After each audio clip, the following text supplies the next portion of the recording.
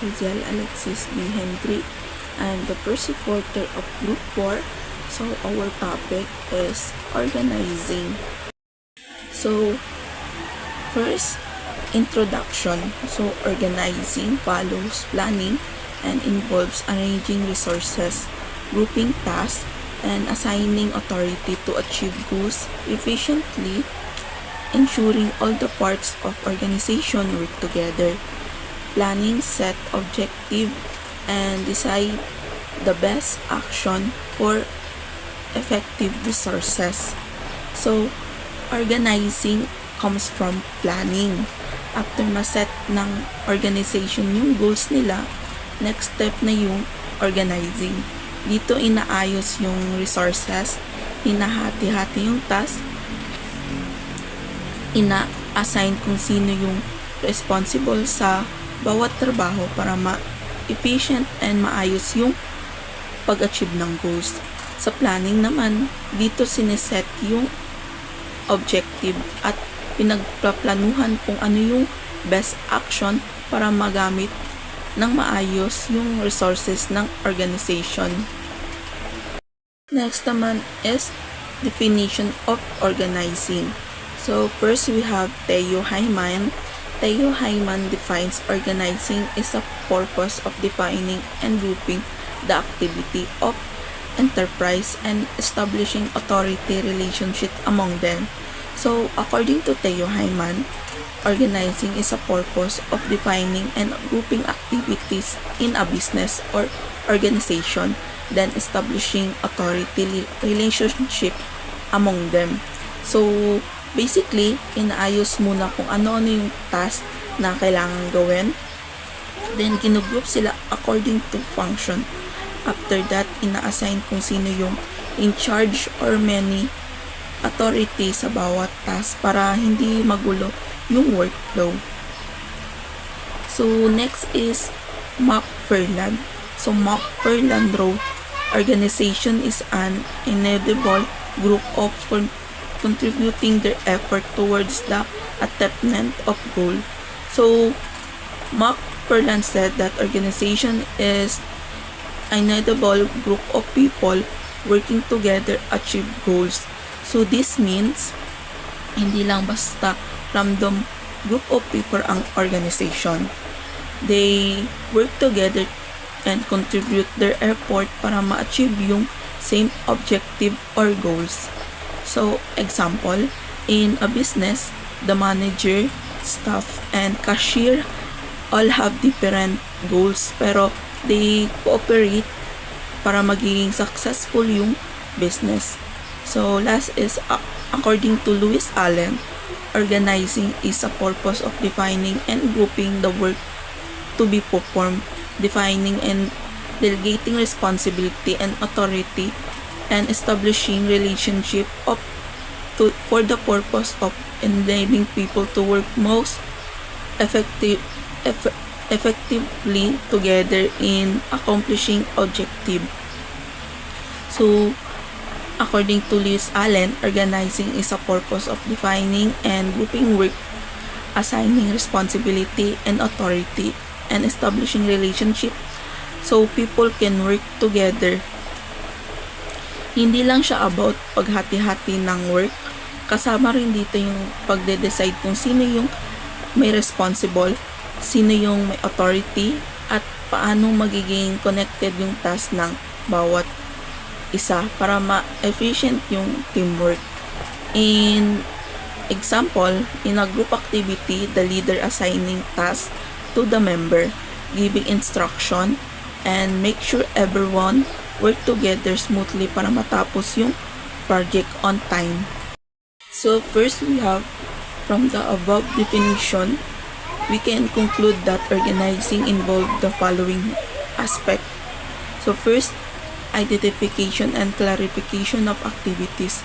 So this means identifying all the tasks and activities needed to achieve the organization goals. So the activity are clarified according to their nature, such as marketing, finance, production, or human resources. So second is group of activities. After the identifying the activities, similar tasks are grouped together into department or unit. This helps improving coordination and efficiency. Third is assigning duties and responsibility to subordinate. Specific tasks and responsibility are assigning to employee based on their skill, clarification, and position. This secure that everyone knows what they are expected to do. Fourth is delegating authority. So delegating authority means giving employee power of authority to mark decision and carry out assigning tasks. So this help follow smoothly without waiting for higher management all the time.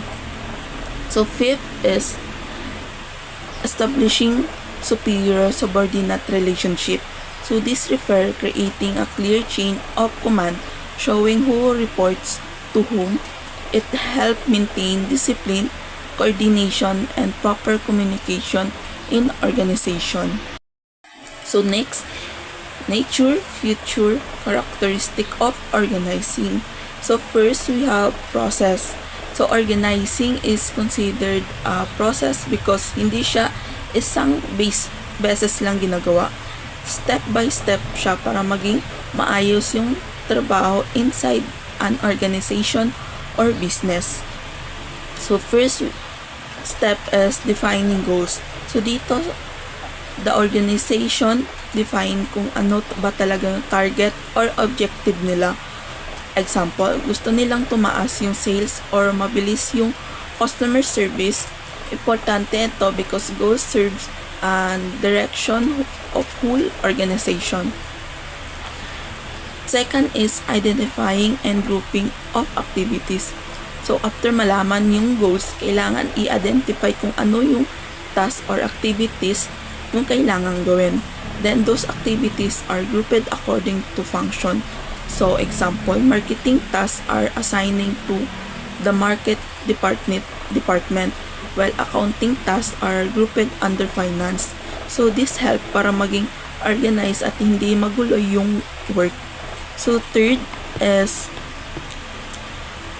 defining and delegating authority.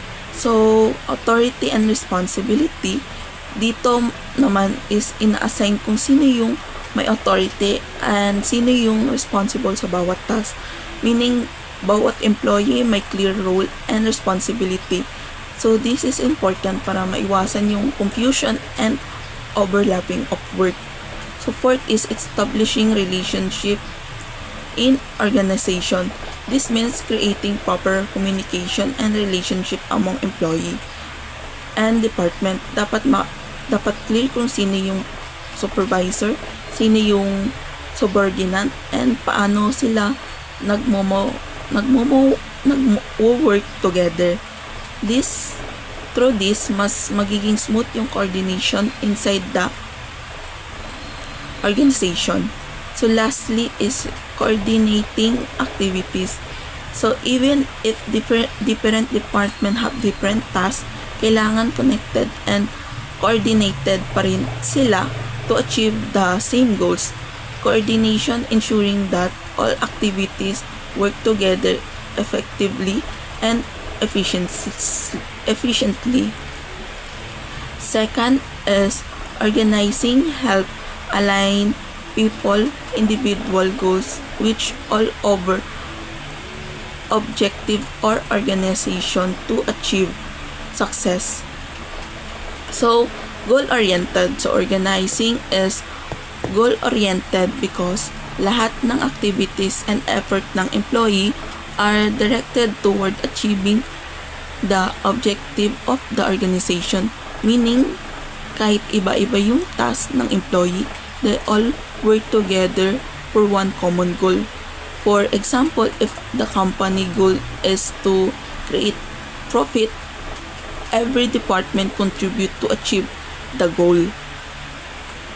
Third, definition of work. So definition of work means splitting tasks among individuals and department. This lead to specialization, improve efficiency, and reduce waste. So, definition of work means hinahati-hati yung task among individuals and department. Instead na isang tao ang lahat gagawa, each person focus on specific tasks based on their skills. This lead to specialization, mas bumibilis yung work, mas efficient and less error or waste. Example, sa business, may separate department for marketing, finance, and operation. Fourth is coordination. So, coordination helps create coordination and good relationship among department and employee, ensuring cooperation and improving the chance of achieving goal. So, coordination is important because different departments need to work together smoothly. Organizing help build cooperation and good relationship among employee and department. Though coordination, mas magiging united yung organization and mas mataas yung chance na ma-achieve yung goals. 5 is rule and regulation. An organization follow rules and regulation, written or traditional, the guide activities and maintain discipline. So every organization follows rules and regulation to maintain order and discipline. So those rules can be written policy or traditional practices. They guide employee on what is acceptable behavior and how work should be done properly. Because of these rules, must organize and fair yung workplace. 6 is change of command. Organization as chain of relationship of superior and subordinate. Order follows from the top to bottom. Superior command is authority and is complement to get the work done. So, change in command refers to the hierarchy inside the organization, meaning may flow of authority from the top management down to employee. The superior gives instruction while the subordinates follow and perform the task. This help maintaining order and clarity sa reporting relationship inside the organization. So 7, group of individuals, an organization made up of individuals and groups arranging into departments working together in a coordinated way to achieve common goals. So an organization is composed of different individuals and groups working together. Employees are arranging to departments depending on their functions and responsibility. Even though they have different roles, they cooperate to achieve common organizational goals. 8 is authority and responsibility. Authority is the power to make decision where responsibility is the obligation to perform assigning tasks. A manager need to proper authority to fulfill responsibility effectively. So authority is a power to make decision and give out orders, where responsibility is the duty to complete assigning tasks. A manager should have each authority to perform the responsibility effectively. Kasi if may responsibility without authority, nahihirapan siyang ma-accomplish the work properly.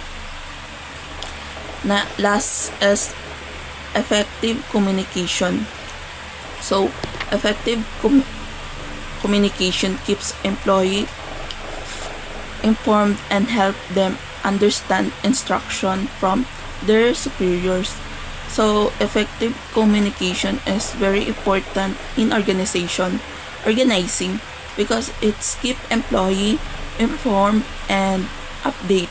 Through proper communication, employee understand instruction, responsibility, and organizational goals clearly. It also help avoid misunderstanding and improves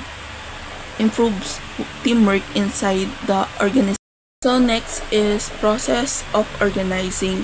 So organizing is a step-by-step process used by management to arrange people work, and resources in order to achieve the goals of organization efficiently.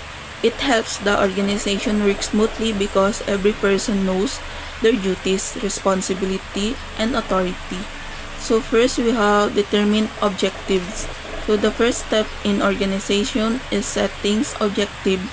Top management set overall goals, middle management set department objective, and lower level manager plan to day-by-day activities. So the first step for organizing setting objective goals of organization. Those objectives guide all the activities and decision inside the company. Top management focus on the overall goals of the organization. Middle management create goals for different department. Lower level management plans the daily activity needed to achieve the goals. So without clear objective, the organization will not know what organization to follow. So next is second is identification of activities. So all necessary activities must be identified based on organizational objective. Focus on important tasks like account, sales, and quality control, while uniform activity are commitment.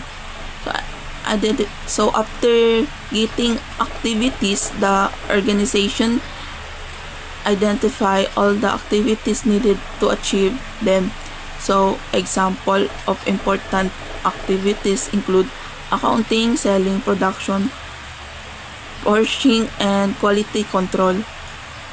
Only important necessary activity are included, while unnecessary activity are removed to avoid wasting time, money, and effort.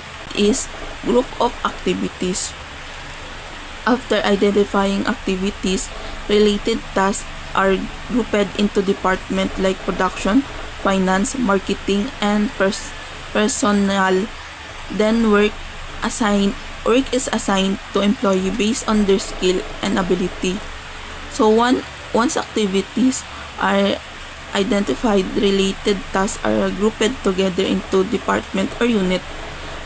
So production activity are grouped under production department. Financial activities belong to the financial department. Marketing tasks belong to marketing department. So grouping activities help creating specialization, improving efficiency, and makes work easy to manage. Employees are also assigned tasks according to their skills and abilities.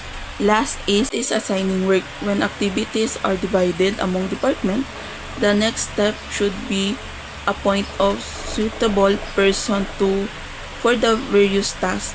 So after grouping activities, management assigning specific tasks to suitable employee. This means choosing the right person for the right job, considering their knowledge, skills, experience, and abilities. Proper assigning of work increase productivity and helps employees perform their responsibility effectively. So that's all for my report. For the process, Albert Palaw will continue of that. Thank you everyone for listening.